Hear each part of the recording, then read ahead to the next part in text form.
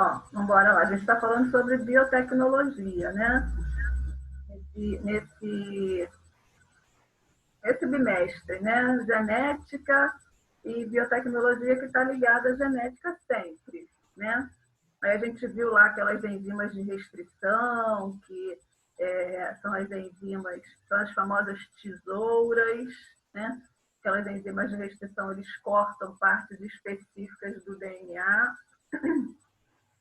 A gente viu sobre aquela técnica de incorporar um gene de uma célula eucarionte numa célula procarionte, que é das bactérias, né, para poder aquela bactéria produzir insulina, né, que a gente chama de recombinação gênica.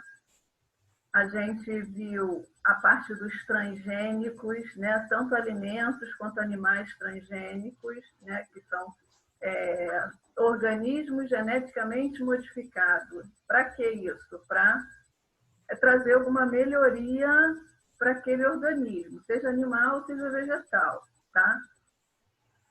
A melhoria funciona, né? Mas aí bate com a sociedade, bate com algumas regras, bate com a igreja, bate com um monte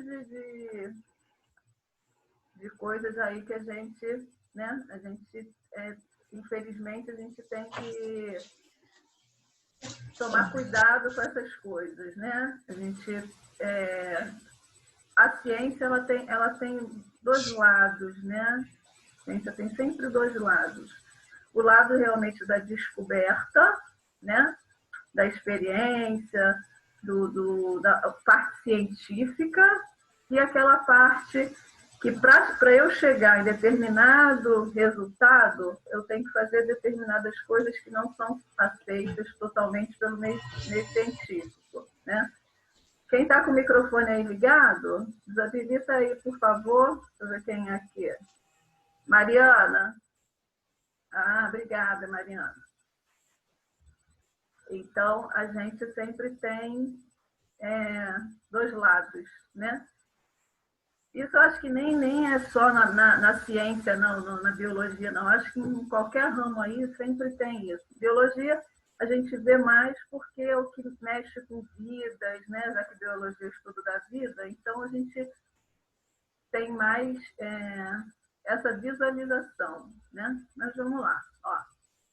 Certos micro-organismos continuam a causar preocupação. Um levantamento da Organização Mundial de Saúde, que é a OMS, em 114 países, indicou que a resistência bacteriana a antibióticos é atualmente um fenômeno global. De acordo com o relato, várias espécies, incluindo a Escherichia coli, que causa diarreia, Streptococcus pneumoniae e Neisseria gonorrhea, adquirem resistência a antibióticos. Por que esses adquirem a resistência a antibióticos? Porque essas bactérias aqui são as mais comuns, né? Quando a gente tem qualquer tipo de infecção bacteriana, uma infecção urinária, uma pneumonia, né? Essa Neisseria gonorrhea é uma infecção, é uma doença sexualmente transmissível, sempre, né? A maioria das bactérias são essas aí, então são as mais comuns encontradas em infecção. Então, já que elas são as mais comuns encontradas em infecção, elas são as mais comuns tratadas, né? São as que são tratadas com mais com mais com mais rapidez, né? Mais rapidez e com mais, não vou dizer eficiência, né? Porque já que elas estão sendo resistentes, mas são as mais comuns que a gente tem que ser tratada logo, né? Então, o que acontece? Essas bactérias aqui criam resistência. O que é resistência? Por ela ser uma bactéria comum, acho que isso eu já até falei com vocês, a gente tem mais facilidade para fazer o tratamento, né? Então, você vai no posto, vai no hospital, eles passam logo um determinado tipo de medicamento, né? Um determinado tipo de medicamento para curar essa bactéria. Um medicamento comum, tá? Um antibiótico comum. E o que acontece ali? A gente começa a tomar um antibiótico e essa bactéria, essa infecção bacteriana acaba melhorando. O médico fala assim, você tem que tomar esse antibiótico durante 10 dias. Aí você toma 5, acha que já está ótimo, né? Está melhor. Porque parou a febre, você parou de sentir dor, né? No caso da infecção urinária, quando você vai urinar, você para de sentir dor, você se sente super melhor, você fala assim, estou melhor, eu não preciso mais tomar antibiótico. Só que essas bactérias aí, elas têm várias formas de enganar o nosso sistema imunológico. Elas se camuflam, elas se fingem de mortas, né?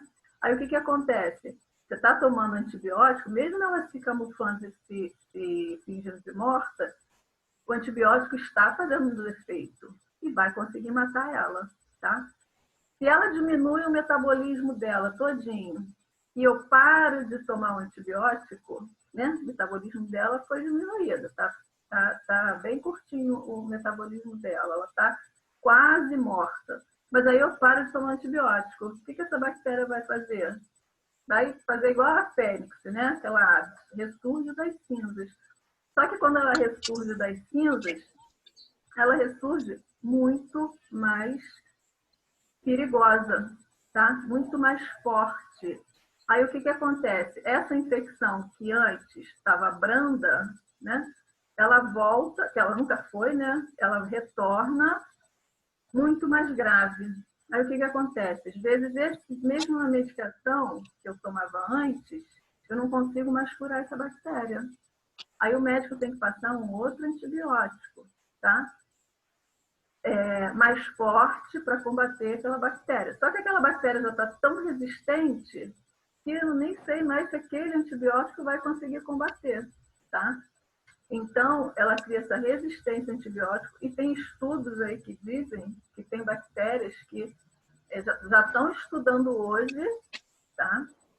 Criando medicações hoje, porque eles dizem que em 2050 os antibióticos não vão mais fazer efeito em relação às bactérias. Por quê? Porque a gente não usa do jeito que tem que usar o antibiótico. Se manda usar 10 dias, tem que usar 10 dias. Melhor usar 12 do que usar 10, né? Mas aí no 5º dia já começam a se sentir bem e acham que não tem que mais usar o antibiótico. E aquela bactéria que está ali adormecida, ela volta com muito mais força. Aí o que acontece ali, ó? Assinale a alternativa que apresenta corretamente a proposição sobre as bactérias e o aumento da variabilidade genética. Aqui. Deixa eu ver aqui como está. Opa. Júlio, desliga seu microfone aí, por favor. Júlio que entrou agora. Aí tem aqui, ó. Beleza. Alternativa aqui. Né? Bactérias doadoras pode transferir. Tem várias opções ali, vamos ver. Bactérias que possuem a capacidade de captar e incorporar DNA. Aqui, vamos lá pela formação correta aqui, ó. Bactérias doadoras podem transferir seu DNA para uma receptora por meio de conjugação, na qual ocorre contato celular. O que acontece aqui? Essas bactérias que estão resistentes, elas transferem o material genético, tá? Através de conjugação, por meio de conjugação, porque é a maneira melhor para ela transferir só o material genético que está com aquela resistência da bactéria contra antibióticos. Como é que é essa conjugação bacteriana? Eu tenho uma bactéria aqui, eu tenho uma bactéria aqui. Para eu ser mais eficiente, eu tenho que passar só o meu material genético, o DNA, tá? Que está com a resistência a antibiótico. Então, o que eu faço? Eu pego aqui essa bactéria, chego próximo a outra bactéria, tá? Eu crio uma ponte citoplasmática, eu faço uma ligação de uma bactéria para outra, aqui, ó, e passo essa resistência aqui para outra bactéria, tá? Essa é a maneira mais pura para fazer isso, tá? A gente sabe que tem aquela reprodução assexuada, que ela se divide em duas, tá? Só que essa divisão de duas não vai ser tão potente para passar o material genético, para esse material genético ser resistente, quanto essa daí. Eu só passo exclusivamente o material genético resistente. Aí eu tenho duas bactérias, incorpora aqui, ó, isso aqui a gente chama de ponte citoplasmática, incorpora aqui na outra bactéria e, ó, faço o material genético para ela, tá? Então, aqui, a resposta A está correta, tá? Eu não vou falar das outras, só se eu achar que tem a necessidade, porque senão a gente fica durante muito tempo. Se vocês tiverem perguntar alguma coisa, vocês também podem perguntar, tá? Ó, enzimas de restrição. Eu não vou ler as opções ali, ó. Enzimas de restrição são fundamentais em engenharia genética porque permitem... O que as enzimas de restrição fazem? Elas cortam partes específicas do filamento de DNA. Elas conseguem cortar partes específicas. Lembra daquele slide que a gente passou? Do plasmídio e a enzima de restrição chegando lá e cortando essa partezinha aqui, ó, específica, para depois eu colocar nessa partezinha aqui, ó, a célula, a partezinha do DNA para a produção de insulina. Então, vamos ver qual é a alternativa aqui, ó. Passagem de DNA através da membrana, está errado. Agora aqui, ó.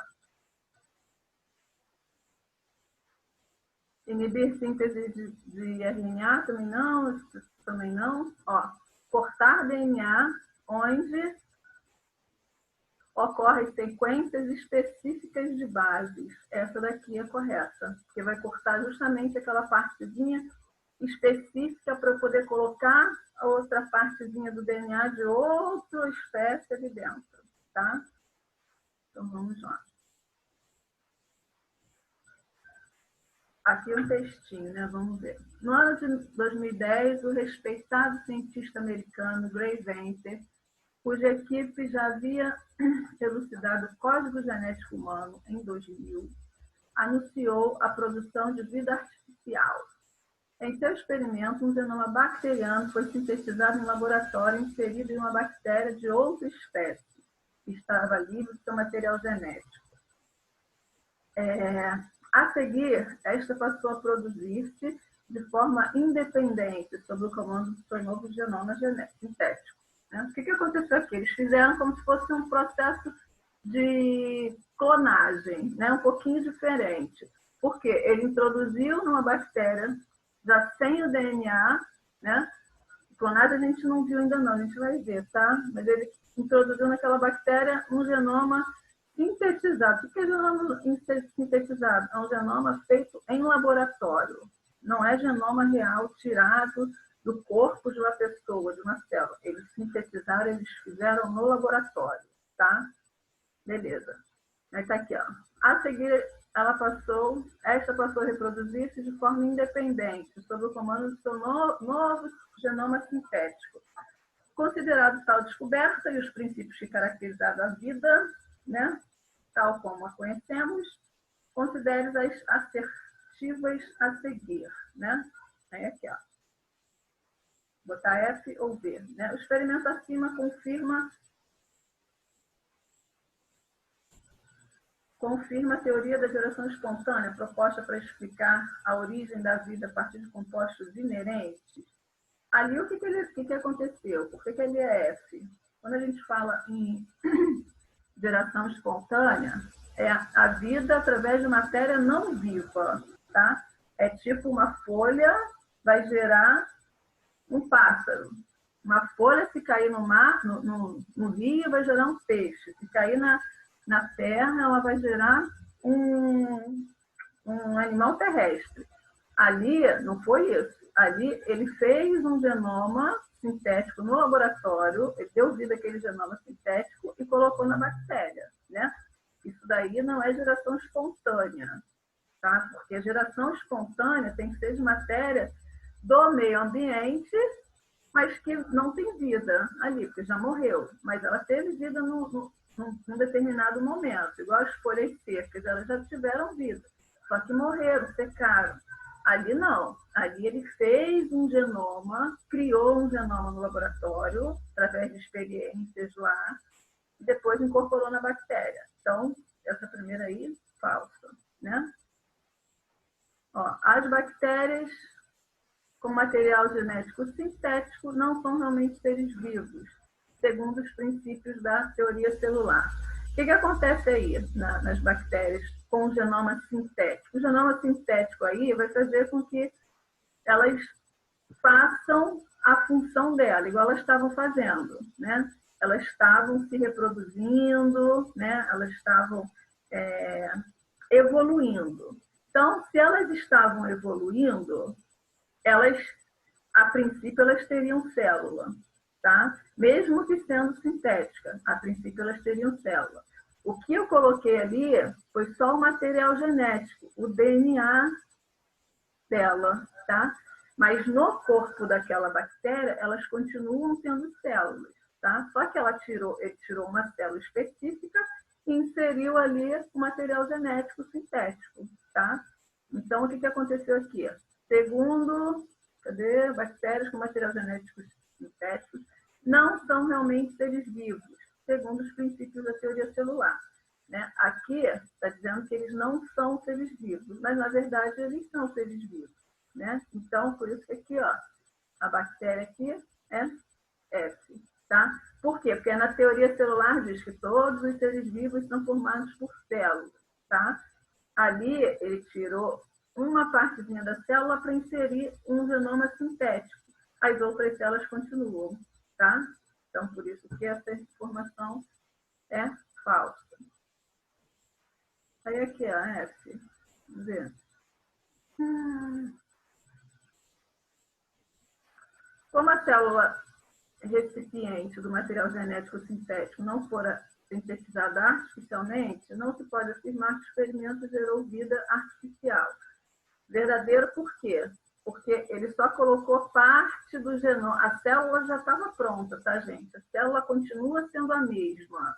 Ele não criou uma célula com todos os componentes celulares dela. Se tivesse criado uma célula com todos os componentes dela, ela sim seria uma célula sintética, tá? Se eu tivesse criado a célula toda, né, membrana, nucleóide, citoplasma, ribossomos, aí ela seria uma célula sintética toda, tá?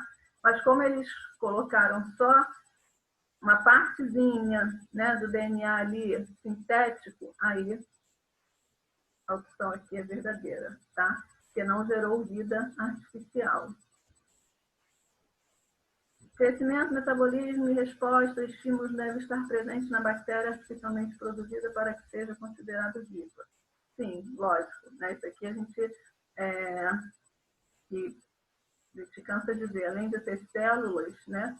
A gente tem que ter o ciclo vital. O ciclo vital que nasce, cresce, reproduzir, envelhece, morre e também responde a estímulos. Né? E aquela bactéria lá, acontece tudo isso aqui, tá? Tanto é que na matéria está dizendo que ela se reproduziu.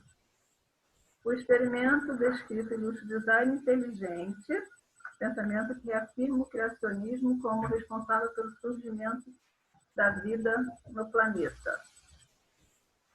Aqui tem duas frases, né?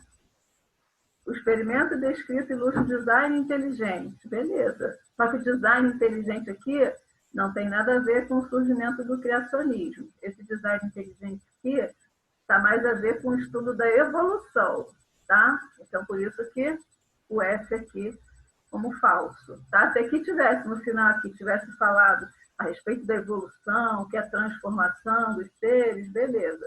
Mas aqui não foi feito isso. Estava falando, associando essa frase aqui ao criacionismo. Criacionismo a gente sabe que foi Deus que criou tudo, né? Então, se Deus criou tudo, apesar de ser inteligente, mas aqui eu estou falando de inteligência artificial, tá? Inteligência artificial, criada no laboratório, tá? Então, vamos embora aqui para a próxima. Grande parte da insulina comercializada atualmente provém de bactérias transgênicas, produzidas em laboratórios. Lembrando que as bactérias transgênicas são aquelas bactérias que eu modifico uma partezinha do código genético, tá? Para algum benefício, tá? Benefício que não é para a bactéria, né? Benefício para a sociedade, igual aquelas bactérias que produziam insulina, né? Mas vamos lá. A produção do hormônio é realizada através do cultivo de bactérias, especialmente Escherichia coli. Por que Escherichia coli, que eu já falei? Porque são as bactérias mais comuns, tá? Mais fáceis de manipular, né? São as bactérias mais comuns que eles sabem as reações delas, já por elas serem as mais comuns. O gene da insulina introduzindo essas bactérias sem a necessidade de outros agentes, tornando-as capazes de produzir o hormônio. Qual o processo de recombinação gênica utilizado para criar essas bactérias transgênicas? Aqui, o que acontece aqui? Ó? Na bactéria transgênica, um gene incorpora, né, o gene de outro ser, de uma outra espécie. Né? A gente tira aquela partezinha através das enzimas de restrição e ele incorpora um gene de outra espécie. Isso que eu estou falando aqui, ele tem um nome, tá? O nome é transformação, tá? Na reprodução por transformação, que isso aqui é um tipo de reprodução bacteriana, né? Conjugação, transdução e transformação. Essas três aqui são reprodução bacteriana, tá? Só que essa transformação aqui, ela pode ocorrer tanto fisiologicamente, as bactérias mesmo fazem, sem a ajuda de ninguém, vai pegar um gene de uma bactéria e incorporar na outra, como nesse processo de recombinação gênica, a gente faz em laboratório, tá? Eu corto uma parte da bactéria e vou inserir outra bactéria ali, né? Conjugação é aquela parte da reprodução bacteriana que eu fiz aquela ponte citoplasmática. A transdução aqui a gente faz através dos bacteriófagos. Bacteriófagos são vírus que parasitam bactérias. Então, o que eles fazem? Eles ficam numa bactéria, eles roubam o código genético daquela bactéria e quando eles vão para outra bactéria, eles inserem o vírus, né, daquela bactéria em outra, o código genético, né, que ele roubou daquela bactéria em outra bactéria. Isso é a transdução. E a transformação é isso. Eu vou inserir naquela bactéria um código genético.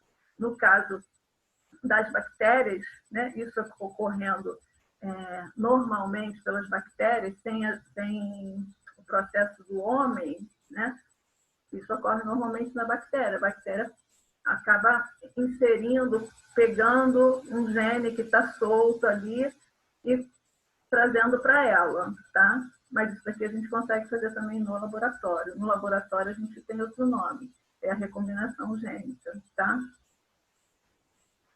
Então vamos. A insulina é um hormônio peptídico produzido no pâncreas, né? Tanto a insulina quanto o glucagon, a insulina é aquele hormônio que ele media a glicose, né? Quando a glicose está alta, a gente precisa de insulina para diminuir a glicose, tá? Isso daí, a gente tem que ter insulina o tempo todo na nossa corrente sanguínea, tá, gente? Por quê? A nossa glicose aumenta toda hora. A gente está comendo, a gente tomou café agora de manhã, nossa glicose aumenta. A gente almoça, nossa glicose aumenta. Eu tomo um suco de maracujá com açúcar, a nossa glicose aumenta. Isso é fisiológico, isso tem que acontecer, isso acontece sempre, tá? Mas aí o que tem que acontecer também em pessoas normais? Se a minha glicose aumenta, automaticamente o meu hormônio, que é produzido no pâncreas, que é a insulina, também aumenta, tá? Aí essa insulina vai lá naquelas moléculas de glicose a mais que tem no meu corpo e sintetiza aquela molécula a mais que tem no meu corpo e destrói. Aí o que acontece com a minha glicose? Volta ao meu nível normal. Isso acontece com as pessoas normais, tá?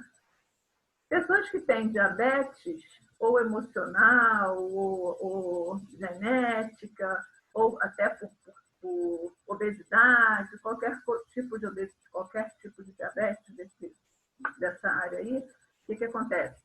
A gente come, às vezes sem comer, né? Que é de diabetes emocional, nossa glicose aumenta. Aumenta bastante, tá, gente? Aumenta bastante.